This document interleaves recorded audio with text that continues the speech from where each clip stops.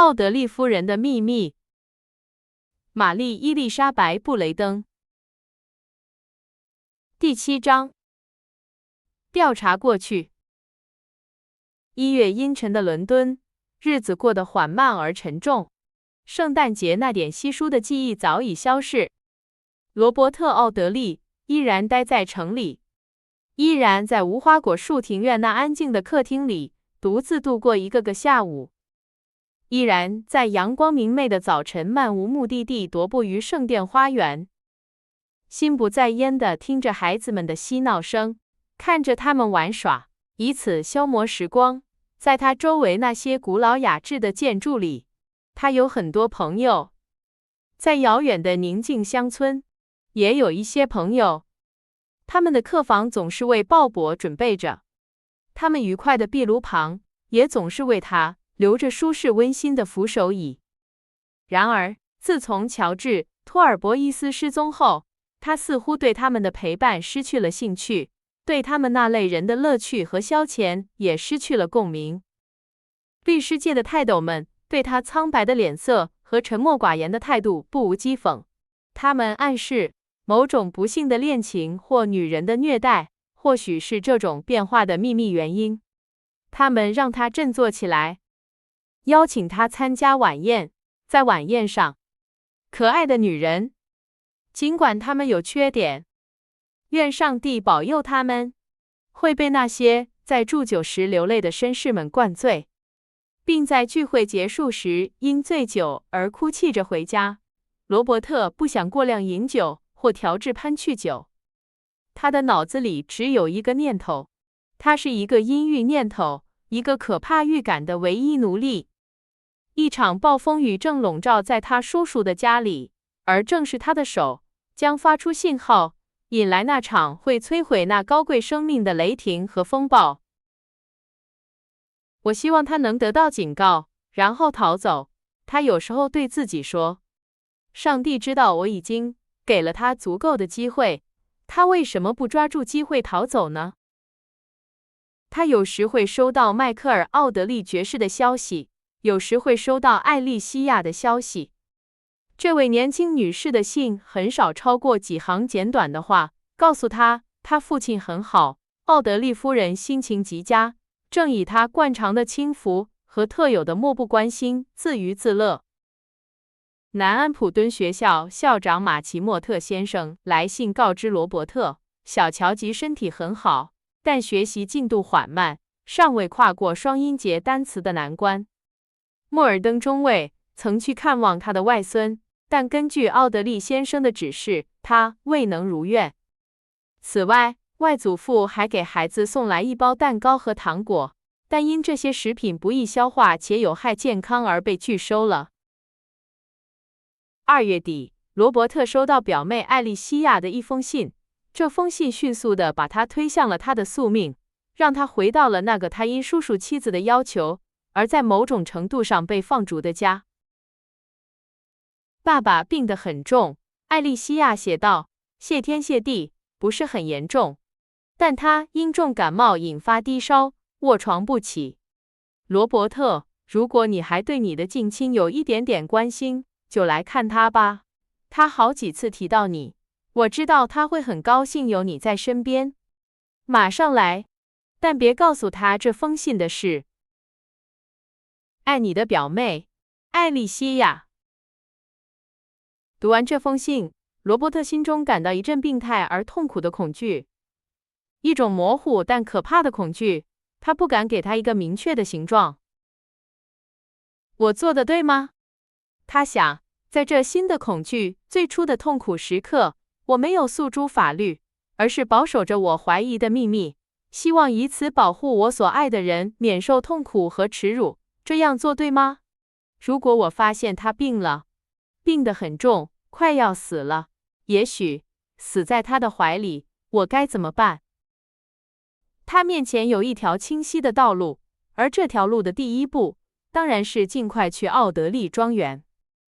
他收拾好行李箱，叫了一辆出租马车，在收到艾莉西亚下午邮班送来的信后1个小时，就到了火车站。当罗伯特抵达奥德利时，村里稀疏的灯光在渐浓的暮色中微微闪烁。他把行李箱交给站长，然后不慌不忙地沿着通往奥德利庄园那寂静幽深处的宁静小路走去。树木的枝桠在头顶交织成拱形，光秃秃的树枝在黄昏的微光下显得神秘莫测。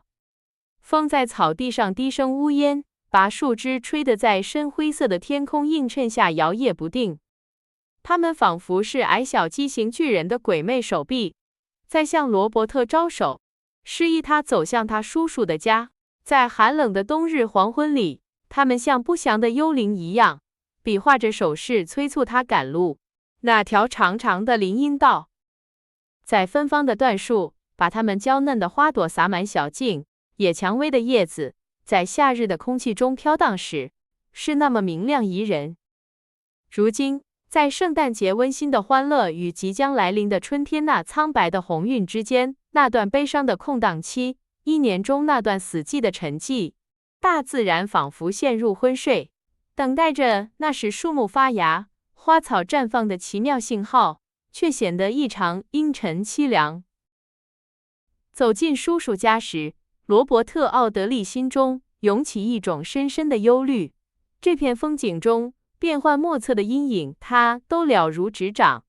树木的每一处扭曲，每一根肆意生长的枝条的奇特形态，每一丛光秃秃的山楂树丛，其间点缀着矮小的栗树、瘦弱的柳树、黑莓丛和榛树丛的起伏，他都烂熟于心。迈克尔爵士对这位年轻人来说，就像第二位父亲，一位慷慨高尚的朋友，一位严肃认真的顾问。罗伯特心中最强烈的感情，或许就是对这位白发苍苍的从男爵的爱。然而，这份爱是他内心深处的一部分，几乎从未宣之于口。一个陌生人永远也无法察觉到这份深沉而有力的情感。它像一股深邃而强大的暗流，潜藏在这位律师沉静外表的底下。如果我叔叔去世了，这个地方会怎么样？他走进那爬满常春藤的拱门，和在黄昏微光下呈现金属色泽的寂静池塘时想到，还会有其他人住在这座老房子里，坐在那些低矮橡木天花板下温馨熟悉的房间里吗？那奇妙的联想能力，即使是最坚强的人，他也与内心最深处的纤维紧密相连，使这位年轻人的心中充满了预示性的悲伤。他想到，迟早有一天，那些橡木百叶窗会关闭一段时间，阳光会被挡在他所钟爱的房子之外。想到这里就让他感到痛苦，就像想到那些尘世伟人一旦毁灭，他们所能保留的伟大是多么微不足道，这总是令人痛苦一样。难道那些在树篱下安睡的流浪者，几乎不关心是否要继续那段通往没有持久居所的旅程？这有什么值得奇怪的吗？难道世界上曾有过寂静主义者？甚至自从基督第一次在地上宣讲他的教义以来就有了。这有什么值得奇怪的吗？难道有耐心的坚忍和宁静的顺从，平静地期待着那条流淌的黑暗河流对岸即将发生的事情？这有什么奇怪的吗？难道更奇怪的不是有人仅仅为了伟大本身而费心去追求伟大，除了纯粹的认真之外，没有任何其他原因？那种害怕把自己的才能藏在餐巾里的仆人的单纯忠诚，他知道冷漠与不诚实密切相关吗？如果罗伯特·奥德利生活在托马斯·阿肯皮斯的时代，他很可能会在偏僻森林的中心建造一个小隐居所，平静地模仿效法基督的著名作者度过一生。目前，无花果树庭院以其独特的方式，也是一个宁静的隐居所。至于祈祷书和时辰祈祷书，我惭愧地说，这位年轻的律师用保尔德科克和小仲马代替了他们。但他的罪过是如此单纯的消极性质，以至于他很容易就能把它们换成消极的美德。当罗伯特走过那低垂的、在寒风呜咽声中沙沙作响的常春藤的阴影时，只看到一排长长的不规则窗户中，只有一扇窗户亮着灯光，正对着拱门。他认出那是他叔叔卧室的大凸窗。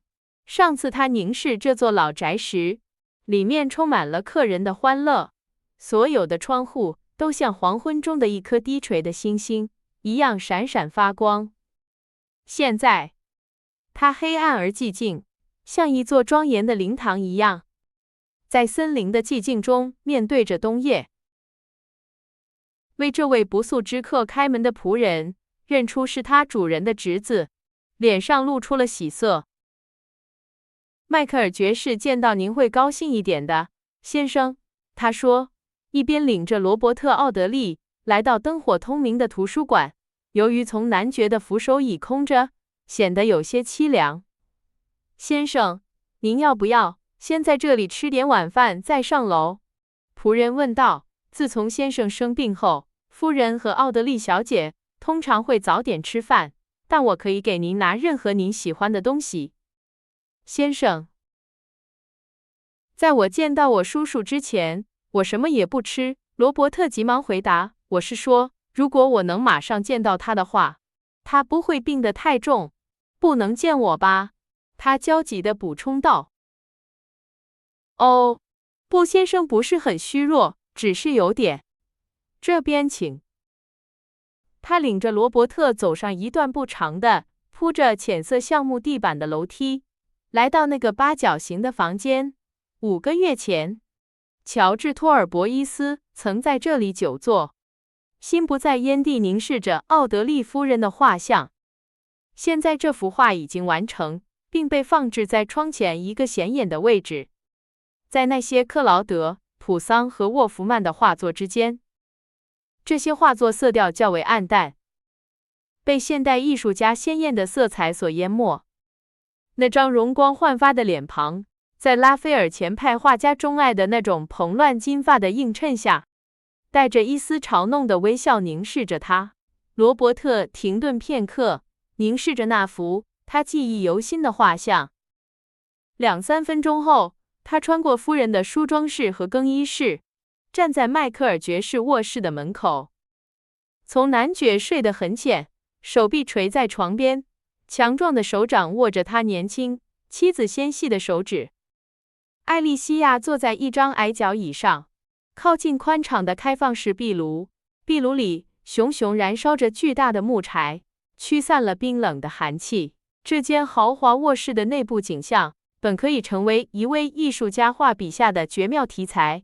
那些坚固、深色、阴沉的家具，虽然处处点缀着金色，并大量运用鲜艳的色彩，每一个细节的优雅财富在这里屈从于纯粹的品味。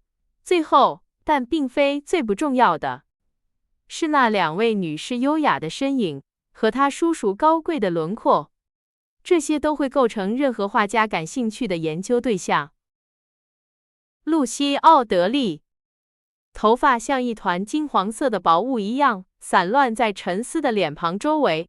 她那件精致的薄纱衬衣的流畅线条一直垂到脚边，腰间系着一条细细的玛瑙链环。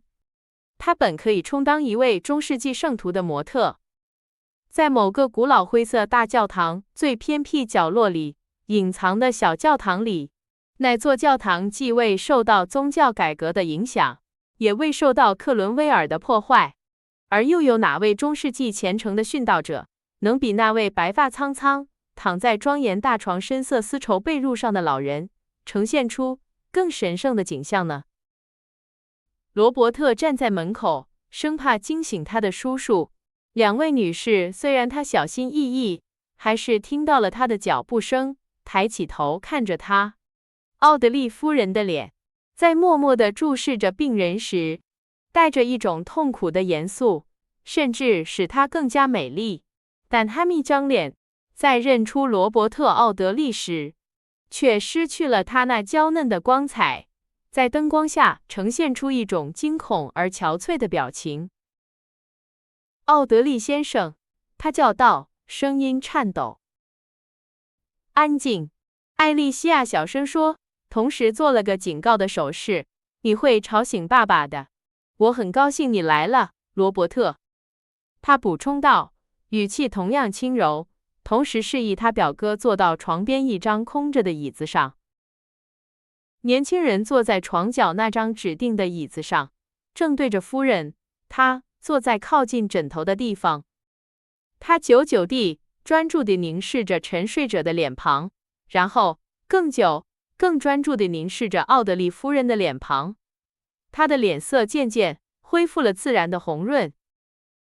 他病得不是很重，是吗？罗伯特用和艾莉西亚一样的语气问道。哦，不，没什么大不了的，米莱迪回答，目光没有离开她丈夫的脸。但是我们还是很担心，非常非常担心。罗伯特没有停止审视他苍白的脸。他会看着我的，他想，我会让他看着我的眼睛，我会像以前一样读懂他的心思，这样他就会知道他的诡计在我面前是多么拙劣。他沉默了一会儿，才再次开口。房间里只有他叔叔平稳的呼吸声，床上摆钟的滴答声，以及燃烧木柴的噼啪声，打破了寂静。我相信你们很担心，奥德利夫人。罗伯特在停顿片刻后说，目光紧紧地盯着他，而他的眼睛则偷偷地打量着他的脸。世界上没有人比您更关心我叔叔的生命了。您的幸福、您的财富、您的安全，都完全取决于他的存在。他说这些话的声音很低，艾莉西亚在房间的另一头听不见。露西·奥德利的眼睛带着一丝胜利的光芒，迎上了说话人的目光。我知道，他回答，想伤害我的人必须先伤害他。他说这些话的时候，指着奥德利爵士，眼睛没有离开罗伯特。他用他的蓝眼睛挑战他，那双眼睛因他所说的胜利感而更加强烈。他用他那难以捉摸的微笑挑战他，那微笑致命的美丽，充满了潜藏的神秘的含义。艺术家在他的画像中夸大了这种微笑。罗伯特把目光从她美丽的脸上移开，用手遮住眼睛，仿佛在他们之间拉起一道屏障，一道挫败了他想看穿他心思的意图，并激起他好奇心的帘幕。他还在看着他吗？还是在思考？他在想什么呢？罗伯特·奥德利在床头坐了1个多小时，他叔叔醒了，从男爵对侄子的来访非常高兴。你来真是太好了，鲍勃，他说。自从我生病以来，我一直在想你。你和露西要好好相处，你知道吗，鲍勃？你要学会把她当做你的姑妈，即使她年轻漂亮。而且，你明白我的意思，不是吗？罗伯特紧紧握住他叔叔的手，但低下头，严肃地回答：“我明白，先生。”他低声说，而且我向您保证，我有能力不被夫人的魅力所迷惑。他和我一样清楚这一点。露西·奥德利美丽的嘴唇微微一撇，露出一个不屑的表情。呸，罗伯特，你真是个傻瓜。他说，你把一切都看得太严肃了。如果我认为你太年轻，不适合做我的侄子，那只是因为害怕别人的闲言碎语，而不是因为……他犹豫了一下，这时道森先生，他以前的雇主，在他说话的时候走进房间，为他免去了把话说完的麻烦。他给病人量了脉搏，问了2、3个问题，断定从男爵正在稳步好转，又和艾莉西亚及奥德利夫人寒暄了几句，然后准备离开。罗伯特站起来，陪他到门口。我送您下楼，他说，一边从一张桌子上拿起一支蜡烛，用灯点燃了它。不，奥德利先生，请不用这么麻烦，医生抗议道，我很清楚路。罗伯特坚持要送，两人一起离开了房间。当他们来到八角形的前厅时，律师停了下来，关上了身后的门。道森先生，您能看看另一扇门关好了吗？他说着，指着通往楼梯的门。我想和您单独谈一会儿。当然，医生回答，听从了罗伯特的要求。但是，如果您为您的叔叔担心，奥德利先生，您不必担心，没有任何理由感到不安。如果他病得很重，我会马上给家庭医生发电报。我相信您会尽您的责任，先生，罗伯特严肃地说。但我不想谈论我的叔叔，我想问您2、3个关于另一个人的问题。请说。过去住在您家里的那个人，作为露西·格雷厄姆小姐，现在是奥德利夫人。道森先生惊讶地抬起头。请原谅，奥德利先生，他回答，您不可能希望我在没有迈克尔爵士明确许可的情况下回答关于您叔叔妻子的问题。我不明白您为什么要问我这些问题，至少不会是一个值得称赞的理由。他严厉地看着这位年轻人，仿佛在说，先生，您爱上了您叔叔漂亮的妻子，想让我充当某种背信弃义的调情中间人，但是您不会得逞的，先生，您不会得逞的，先生。当她是格雷厄姆小姐的时候，我一直很尊重她。他说，现在作为奥德利夫人，我更加敬重她，并非因为她的社会地位发生了变化，而是因为她是世界上最高尚的人之一的妻子。不可能有人比我更真诚地敬重我的叔叔或我叔叔的荣誉了。不可能有人比我更真诚地敬重我的叔叔或我叔叔的荣誉了。罗伯特回答，我没有任何不值得称赞的理由来问您我想问的问题，而且您有义务回答他们。义务？道森先生愤怒地重复道。是的，您是我叔叔的朋友，在他的家里，您认识了现在是他妻子的那个女人。我想，他说自己是个孤儿，并博得了我叔叔的同情和钦佩。他告诉您，他在这个世界上是孤独的，对吗？没有朋友，也没有家人。这是我能从他的过去中了解到的最多信息。您为什么要了解更多？医生问道。因为一个极其严重的原因。因为一个极其严重的原因，罗伯特·奥德利回答。几个月来，我一直在与我的疑虑和怀疑做斗争，这正在使我的生活变得痛苦。它们越来越大，我不会用廉价的诡辩和轻浮的论点来消除它们。男人试图用这些论点来欺骗自己，而不是相信他们在这生活中最害怕相信的事情。我认为，以我叔叔的姓氏命名的女人不配做他的妻子。我可能会在做出这个判断时犯错，愿上帝保佑我是这样。但是，如果我错了，我承认，不幸的间接证据链从未如此有力地束缚着一个无辜的人。我希望消除我的疑虑或证实我的恐惧，我只能通过一种方式来实现这一点。我必须了解我叔叔妻子的过去，尽可能详细的了解，从今晚到6年前。今天是1859年2月24日。我想了解他从今晚到1853年2月之间的一切。你有一个值得称赞的理由吗？是的，我希望他的名字不会被可怕的怀疑所玷污。这只存在于您的脑海中吗？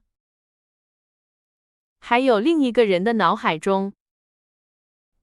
我可以问一下是谁吗？不，道森先生，罗伯特果断地回答。我不能向您透露比我告诉您的更多信息。我在很多时候都是一个非常优柔寡断和犹豫不决的人，但在这件事上，我不得不下定决心。我再次向您重申，我必须了解露西·格雷厄姆的故事。如果您拒绝帮助我做您力所能及的事情，我会找到其他人来做。无论这让我多么痛苦，我都会向我的叔叔询问您拒绝给我的信息，而不是在我的调查的第一阶段袖手旁观。道森先生沉默了几分钟。奥德利先生，我无法表达我有多么惊讶和震惊。他说，关于奥德利夫人的过去，我能告诉您的信息很少。如果我拒绝告诉您我所掌握的少量信息，那将纯粹是固执。我一直认为您叔叔的妻子是我认识的最令人愉快的女人之一。我不知道该如何用其他方式来思考她。如果我被迫以与她相反的方式思考，那就像夺走我一生中最强烈的信念之一。您想了解她从现在到1853年的过去吗？就是这样。她在2年前的6月，也就是1857年的夏天，与您的叔叔结婚。他在我们这里住了13个多月。他在1856年5月14日左右开始在我家工作。他从哪里来？来自布朗普顿的一所学校，一所由一位名叫文森特夫人的女士经营的学校。正是文森特夫人的良好推荐，让我聘请了格雷厄姆小姐，而没有了解她过去的任何其他信息。您见过那位文森特夫人吗？没有。我刊登了一则广告，寻找一位家庭教师。格雷厄姆小姐回复了。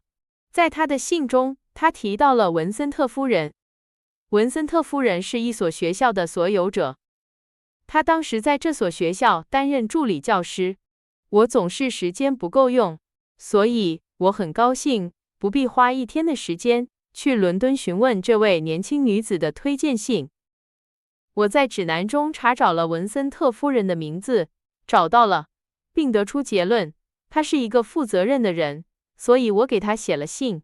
她的回答非常令人满意。格雷厄姆小姐勤奋认真，并且具备担任该职位所需的准备。我接受了这些推荐信，并且没有任何理由认为我犯了一个错误。现在，奥德利先生，我已经告诉您我所知道的一切。您能否好心的告诉我那位文森特夫人的地址？罗伯特问道，同时拿出他的钱包。当然，当时他住在布朗普顿新月别墅9号。哦，我知道了。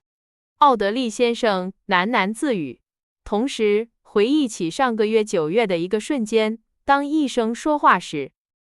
新月别墅，是的，我以前听过这个地址，从奥德利夫人自己口中。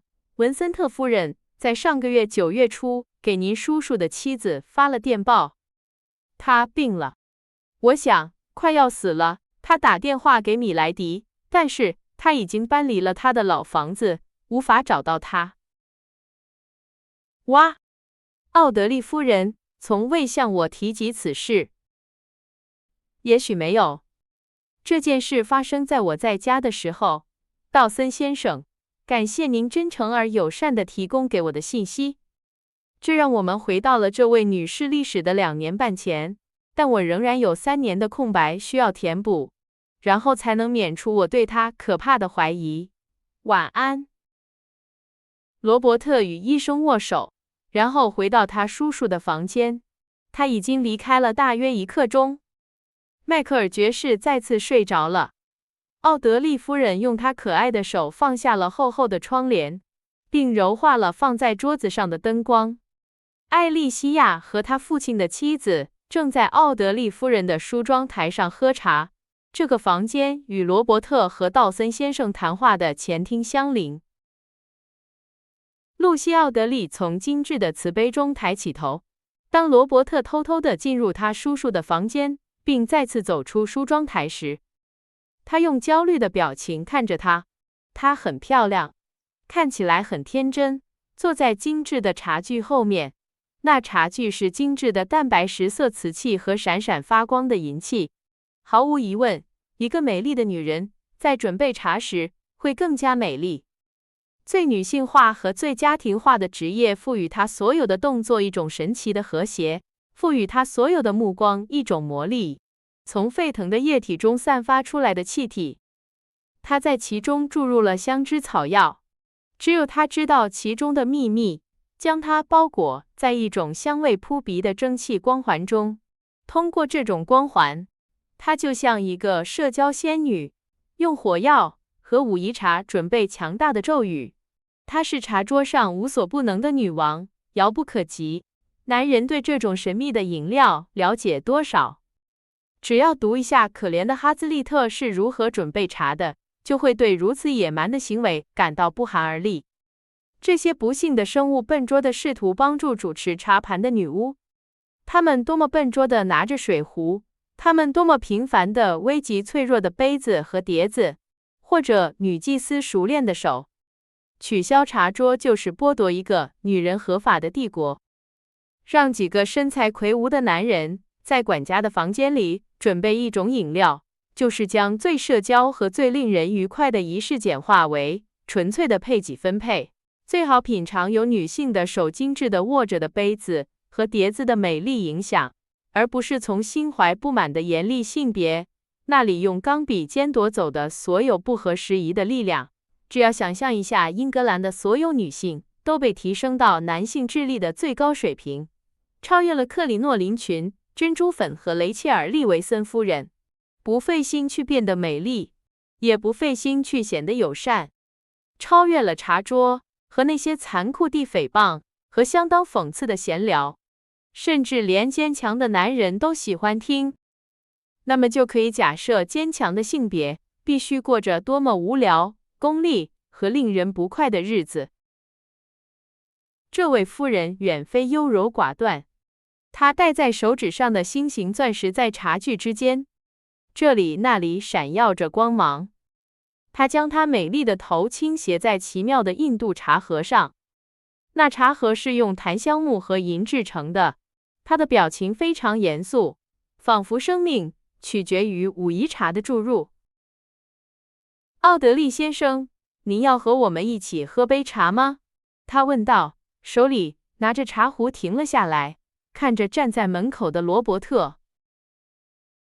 非常乐意，但也许您还没有吃晚饭。您想让我给您拿些比饼干和这些薄薄的涂黄油面包片更实在的东西吗？不，谢谢，奥德利夫人。我在离开城市之前吃了一些东西，我不想让您费心，除了邀请我喝杯茶。他坐在小桌旁，看着他的表妹艾莉西亚。他坐在那里，膝盖上放着一本书，似乎全神贯注于阅读。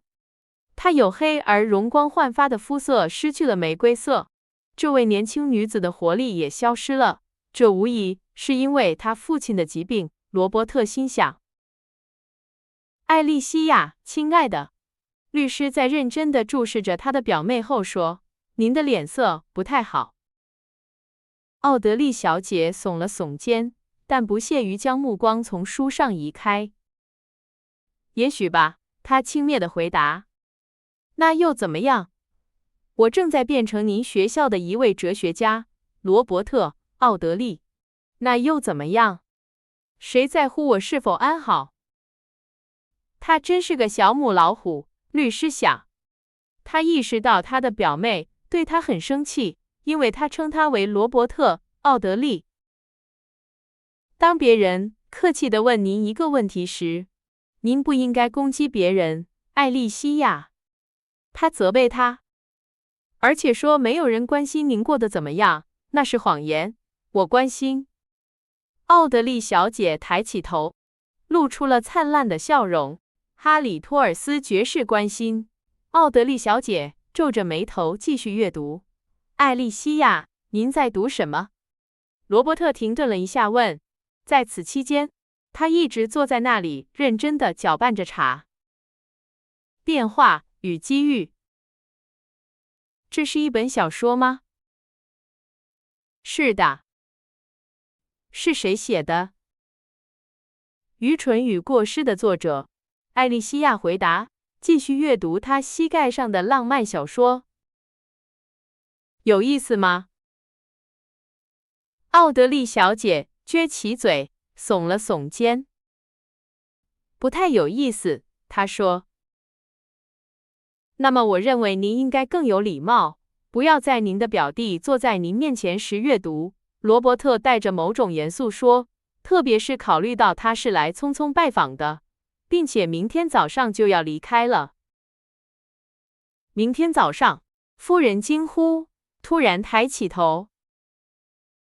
尽管奥德莉夫人脸上的喜悦表情就像夏日天空中的闪电一样短暂，但罗伯特并没有错过她。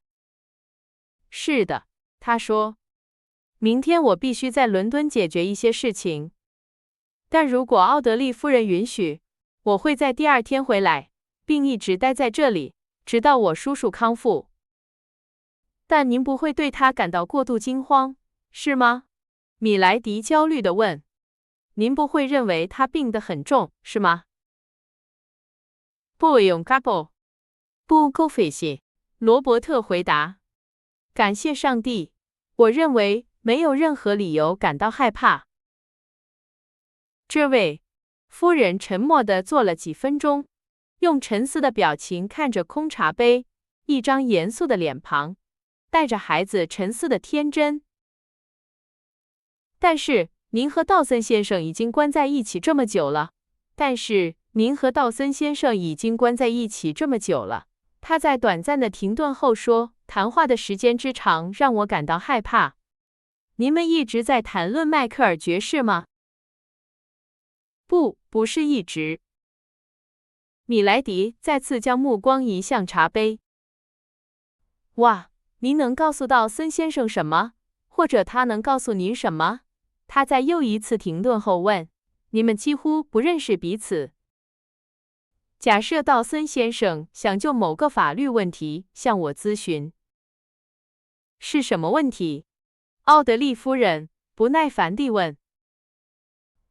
夫人，我告诉您这件事是非常不专业的，罗伯特严肃地回答。米莱迪咬了咬嘴唇，再次沉默了。艾莉西亚放下书，观察着他表弟忧心忡忡的脸庞。他时不时地和他说话，但很明显，他很难从那种出神的状态中醒来。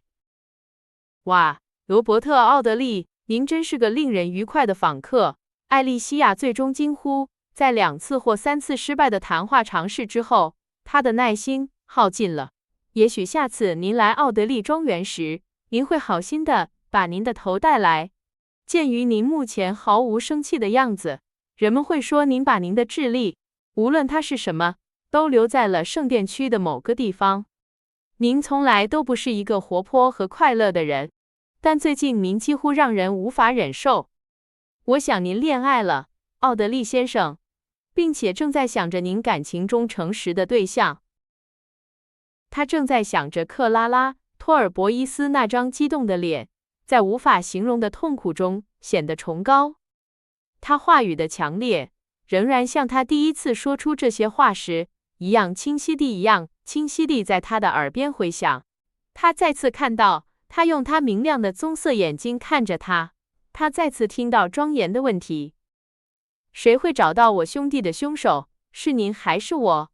在那些时刻，他身处埃塞克斯，在那个他坚信乔治·托尔博伊斯从未离开过的小村庄。他身处那个朋友存在的所有迹象都像故事结束一样结束的地方。当读者合上书时，他现在可以从他如此投入的调查中退出吗？他现在可以放弃吗？为了什么理由？不，1000次不！不能让那张因痛苦而扭曲的脸庞留在他的脑海中，不能让那恳切的呼吁的语气在他的耳边回荡。